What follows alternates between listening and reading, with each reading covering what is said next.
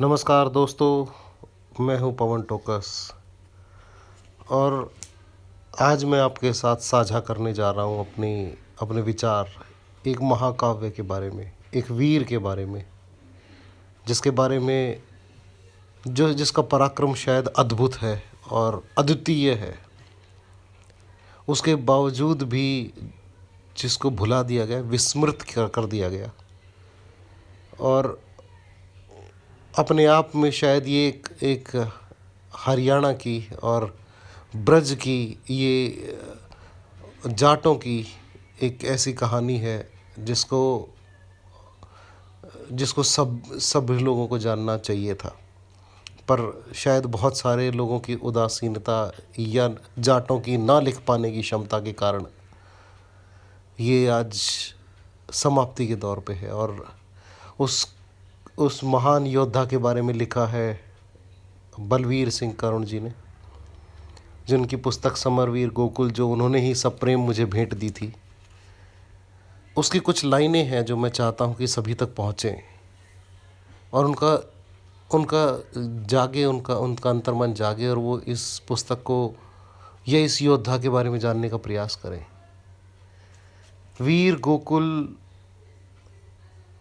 ब्रज के एक ऐसे महान योद्धा हुए, एक ऐसा किसान आंदोलन जो सिर्फ किसानों के लिए लड़ा गया। और अकबर के बाद कोई बादशाह कभी युद्ध करने नहीं आया था, चाहे वो किसी भी बड़ी सल्तनत से हो, किसी भी राज्य से हो। अकबर के बाद आखिरी बार अगर मुग़ल शासक किसी से लड़ने उतरे तो औरंगज़ेब जैसा कठोर व्यक्ति उतरा था गोकुल को हराने के लिए। और इसमें बहुत ही निष्पक्षता के साथ और बहुत ही लोगों के संदर्भ दे दे के बलवीर करुण जी ने इसे लिखा है, जो वाकई में अपने आप में प्रशंसा के पात्र हैं। बलवीर करुण जी के ऊपर 5 PhD हो चुकी हैं और सभी प्रकार के साहित्य के सम्मान जो उनको मिले हुए हैं, मुझे तो लगता है उनकी कृतियों के अनुसार उनको और भी बहुत कुछ मिलना चाहिए। पर शायद प्रशंसक उन किताबों में आजकल उतनी रुचि नहीं लेते हैं कि जिनसे ये इतिहास में लोगों का इंटरेस्ट ही नहीं रहा है। तो गोकुला की एक बहुत ही प्रशस्ति है और बिल्कुल धीरे धीरे उन्होंने कहानी को आगे बढ़ाया है। शुरुआत में वो बात करते हैं कि क्यों वीरों को क्यों जन्म लेना पड़ता है, आखिर ऐसा क्यों होता है कि सब वीर नहीं पैदा होते और समय समय पर एक वीर या महान व्यक्ति थोड़े थोड़े समय पर पैदा होते हैं, जिसको कर्मण्येवाधिकारस्ते के माध्यम से महाभारत में कहा गया कि जब जब पाप बढ़ता है स्वयं भगवान को रूप धारण करके आना होता है। उसी प्रकार कब किन परिस्थितियों में एक महान व्यक्ति का जन्म होता है, चाहे वो कोई भी हो। तो उसका पहला सर्ग आज मैं आपको सुनाता हूँ, जिसका नाम है जब वीर जन्म लेते भू पर। तो शुरू करता हूँ भाइयों, आपको अच्छा लगे तो बताइएगा। जब वीर जन्म लेते भू पर, प्रथम सर्ग। इतिहास रोक सांसें अपनी, सदियों करता है इंतज़ार। टकटकी लगाकर व्योम पंथ, पलकों से नित देता बुहार। हर रोज ऊषा सज धज आती, फहराती नव अरुणिम दुकूल। ऋतुएं धरती है नवल रूप, परिवर्तित हो आमूल चूल। 49 पवन अगवानी की, तैयारी में भरते उड़ान। स्वागत विधि पर चर्चा करते, मिलजुल धरती आसमान। तब कहीं जन्म लेता है उद्भट योद्धा युग निर्माता। उसके आते घटाटोप, निराशय तिमिर है छट जाता। तिमिर मतलब अंधकार। आवश्यक नहीं कि महापुरुष पैदा हो महल दुमहलों में। कितनी गहरी बात कही है उन्होंने। आवश्यक नहीं कि महापुरुष पैदा हो महल दुमहलों में। चांदी की चम्मच मुख में हो या पड़े न कष्ट कसैलों में। महापुरुष ऐसा नहीं होता कि वो महलों में ही पैदा हो या महलों में ही मैं आमतौर पे ऐसा पाया जाता है। जैसे कृष्ण का जन्म कालकोठरी में हुआ था। महान व्यक्तियों का जन्म कठिन परिस्थितियों में होता है। तो उसी को उन्होंने कितनी सुंदर भाव से चित्रित किया है, देखिए आप। वन प्रांतर की कुटियाओं में, झोपड़ी झुग्गी चालों में, युग पुरुष जन्म ले लेते हैं अनपढ़ किसान या ग्वालों में। कृष्ण के साथ तुलना है, क्योंकि मथुरा क्षेत्र के ही गोकुल थे। और देखिए कितनी कितनी सरलता के साथ उन्होंने अनपढ़ किसान और ग्वालों को चित्रित किया है। वन प्रांतर की कुटियाओं में, झोपड़ियों झुग्गी चालों में, युग पुरुष जन्म ले लेते हैं अनपढ़ किसान या ग्वालों में। ऐसा ही गोकुल समरवीर, नरता का भूषण अद्वितीय, पौरुष की प्रतिमा साक्षात, युग पुस्तक में उल्लेखनीय, और रंगजेब का रंग भंग करने वाला योद्धा महान, भारत माता का दिव्य पुत्र, तन से किसान मन से किसान। वह जाटों का इतिहास रत्न, वह कीर्ति पताका अनुमेय, वह कविता का नव अलंकार, छंदों में बारंबार गे, उसके रण रंगों की गाथा। अब तक है याद सितारों को, कच्ची अध पक्की घड़ियों को, तिलपत के सब गलियारों को। तिलपत वो गांव था जहाँ पे उनका आखिरी युद्ध हुआ था, जहाँ पे उन्होंने 5 महीने तक औरंगज़ेब के छक्के छुड़ा दिए थे। एक किसान जिसके पास ना तो सैन्य बल था, ना जिसके पास ट्रेंड सिपाही थे, प्रशिक्षित सिपाही थे, ना पैसा दे के बनाई गई फौज थी, उन लोगों ने औरंगज़ेब से 5 महीने तक लोहा लिया। और ये अपने आप में एक सेनापति की और एक किसी व्यक्ति की सैनिक संगठन का सबसे बड़ा उदाहरण है। और वो क्यों लड़ रहे थे ये भी आगे इस पुस्तक में आपको दिखाई देगा। हर युद्ध लड़ा राजाओं ने, या तो निज राज्य बचाने को, या हथिया कर भूभाग नए अपना साम्राज्य बढ़ाने को। इनके अलावा बहुत ज़्यादा ऐसे उदाहरण नहीं है जहाँ पे जिन लोगों ने अपनी अपनी लड़ाइयाँ अपने स्वार्थ के लिए लड़ी। कोई भी राजा था, अपना उसके राज्य के ऊपर हमला हुआ और वो लड़ पड़ा। लेकिन यहाँ चुनौती एक किसान दे रहा है। और क्यों? हर युद्ध लड़ा राजाओं ने, या तो निज राज्य बचाने को, या हथिया कर भूभाग नए अपना साम्राज्य बढ़ाने को। थोपे ही जाते रहे समर, समर मतलब युद्ध, थोपे ही जाते रहे समर उनकी अंधी आज्ञाओं से, झोंके ही जाते रहे वीर उनकी लोलुप इच्छाओं से। वीरों को सिर्फ आदेशों से, उनकी जो आज्ञा होती है उसी से युद्ध हो जाता था, कोई चुनौती नहीं देता था। राजाओं ने सोचा कि युद्ध करना है, भले ही साम्राज्य विस्तार के लिए हो या साम्राज्य को बचाने को, युद्ध राजा द्वारा ही शुरू किया गया होता था।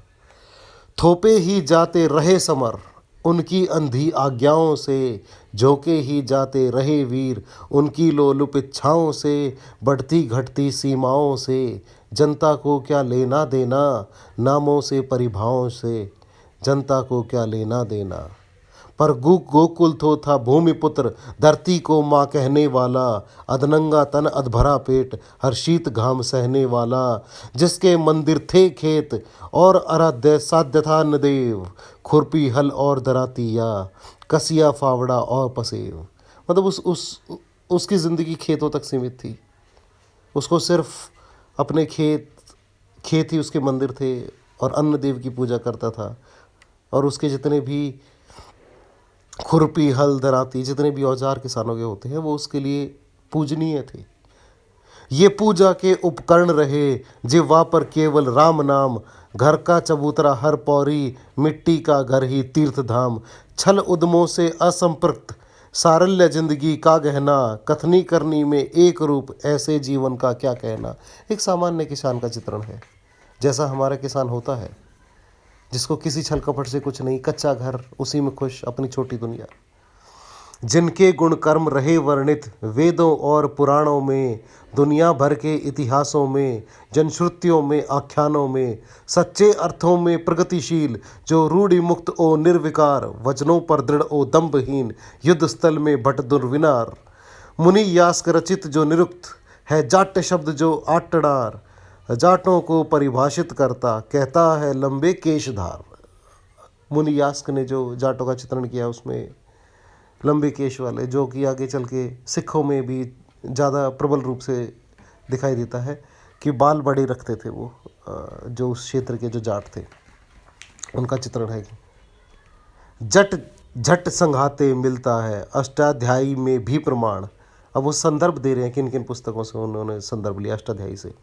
जट झट संघाते मिलता है अष्टाध्यायी में भी प्रमाण है जाट जट गोधा योद्धा कहते सुजात जिनको पुराण छोड़े न कभी अपने स्वभाव कुल परंपरा ओ स्वाभिमान जिसको दी शरण प्राण देकर भी रखी उसकी है आन बान जो दिया जीव से एक बार वह वचन बन गया शिलालेख।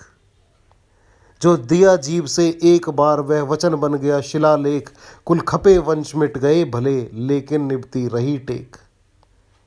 अपनी ज़ुबान से एक बार अगर किसी को शरण में ले लिया तो मरते दम तक उसका साथ दिया। कैसे भी भय या लोभ मोह कितने आते विम्भ्राट रहे सदियां बदली युग बदल गए पर जाट सदा ही जाट रहे। कितनी शानदार चित्रण है। मैं इसको महसूस कर पा रहा हूँ एक एक शब्द से जो ऊर्जा मिलती है। ये आखिरी कुछ पंक्तियाँ आपको बहुत ही इस बात को सोचने में मजबूर कर देंगी कि इतने बहादुर होने के बावजूद भी जो लगातार इस तरीके के काम करते रहे लेकिन उनका कहीं इतिहास में नाम नहीं आया। कारण क्योंकि जाटों के अपने इतिहासकार नहीं थे। और उनके ऊपर देखिए किस तरह से बलवीर जी क्या लिखते हैं। कैसे भी भय या लोभ मोह कितने आते विम्भ्राट रहे सदियां बदली युग बदल गए पर जाट सदा ही जाट रहे। इतिहास रचे हैं जाटों ने लेकिन कलमों ने मौन कहे। उनके बारे में कभी नहीं लिखा। इतिहास रचे हैं जाटों ने लेकिन कलमों ने मौन गहे अनजाने में कुछ जानबूझ मिलते दुर्नाम प्रवाद रहे। कुछ अनजाने में और कुछ जानबूझ के जानबूझ कर ही ज़्यादातर जगह पे इनको बुरा दिखाएगा, बुरा चित्रण किया।